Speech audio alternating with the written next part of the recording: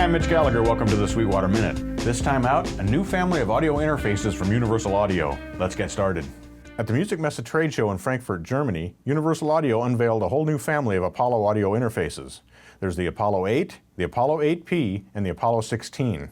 They feature many user-requested features, Unison-enabled microphone preamps, and upgraded audio circuitry for even better performance. The interface I have beside me is the brand new Apollo 8. It's an 18-input, 24-output audio interface, and it connects to the computer by Thunderbolt 2, as I mentioned earlier, and it's Macintosh compatible. Let's take a quick tour of the features in this interface. On the far left of the front panel, we have two high-Z inputs. Those are for guitars or basses, and when you plug into those, the Unison circuitry automatically sets them up for guitar and bass level signals. We've got a preamp gain control that sets the input level. This is where you select your input using the switch between mic and line, and again, when you plug into the high-Z input, it automatically selects that for you. 48-volt phantom power is selected with this switch. You can turn that back off. Polarity reverse is here on the bottom. At the top, we have our high-pass filter switch, a pad switch for the microphone input, and then a link switch for running the channels in stereo. On the right-hand side of the front panel is where we'll notice some differences, mainly this bank of switches right here. First of all, we have a meter switch, which selects whether we're viewing input or output on the meters, and you can see that's changing here in the middle of the front panel. Below this, we have the alt switch, and this is one of the features that I'm really excited about with these new interfaces. They allow you to assign a set of the outputs on the back to route to an alternate set of monitors. So you can plug your regular monitors into the monitor outputs, have a second set of monitors, and select those using the alt switch. And in fact, using the console software, you can configure this for 3 sets of monitors, running those out of 2 sets of outputs on the back, and select among them using this switch. At the bottom of this row of buttons is the function switch. Now you can assign a variety of different functions to this switch. For example, dimming the control room monitors. You could also set that to mono your control room monitors. So a number of different functions can be assigned to that switch. The large knob controls the monitor output level, and when you press that, you mute the monitors. And finally, we have 2 independent headphone outputs, each with its own volume control. Moving to the back panel, on the far right we have combi jacks for the 4 microphone line level inputs. Now those line level inputs, when you select those from the front panel, actually bypass the preamp, so you're going directly into the converters for the cleanest possible signal. Next to this, we have 4 1/4-inch balanced line inputs, then our stereo monitor outputs, and our 8 balanced line outputs. And again, you can assign 2 of those sets of line outputs to additional sets of monitors if you like. For digital I/O, we have stereo speed-if connections, as well as 16 channels of ADAT optical input and output. Rounding out the back panel, we have a pair of BNC connectors for word clock synchronization, and then we have a pair of Thunderbolt 2 connectors. One of those connects to the computer, and the other can be used for chaining additional devices to the Apollo.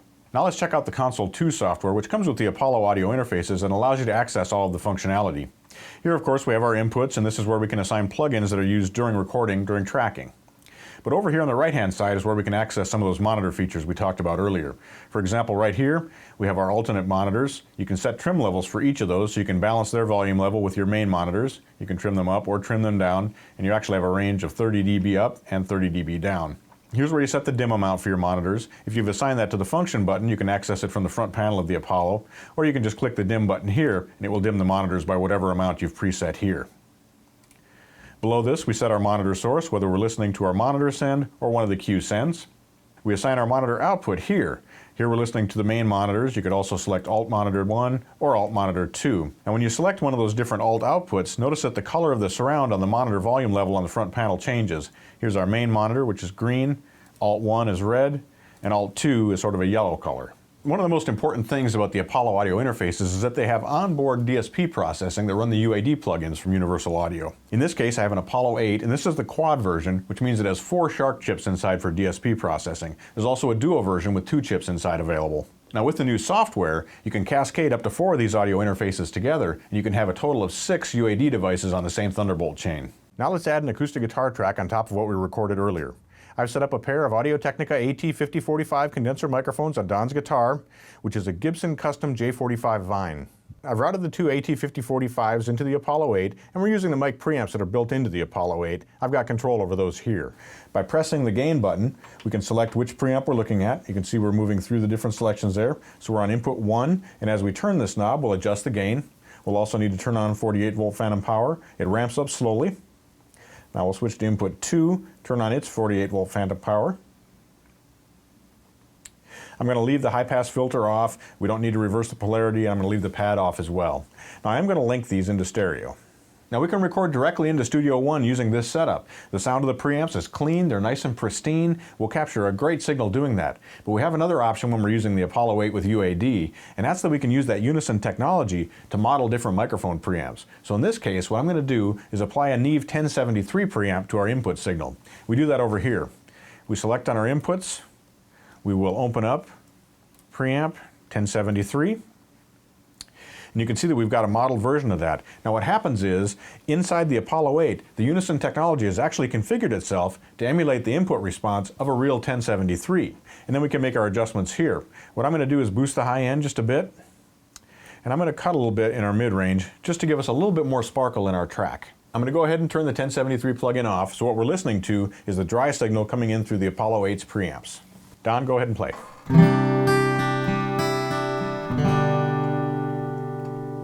Now we'll engage the plug-in.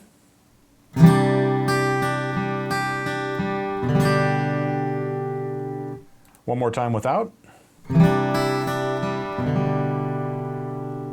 And with. We have a choice of either recording with that plug-in or just monitoring with that plug-in. In this case, I'm going to record with it. I think it's giving us a nice sparkle on the top end, and that dip in the mid-range will let it sit nicely in our track. We'll go ahead and record our track now. I've set up 2 headphone mixes, one for me and one for Don, and we have independent control over what we're hearing inside our headphones.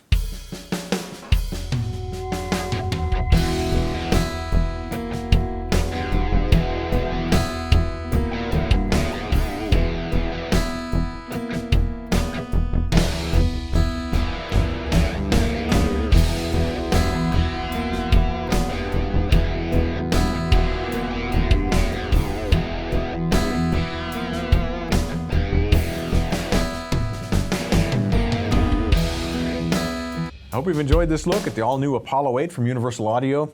This redesigned audio interface offers incredible sound quality, flexible routing, all that UAD processing power, plenty of I/O. It's a great centerpiece for a recording studio. To take us out, Don Carl laid down a lead guitar track on our song. We're using that new Marshall plugin from Universal Audio, and we're hitting the front end hard with the Tube Screamer plugin as well. I'm Mitch Gallagher. Thanks for joining me for the Sweetwater Minute.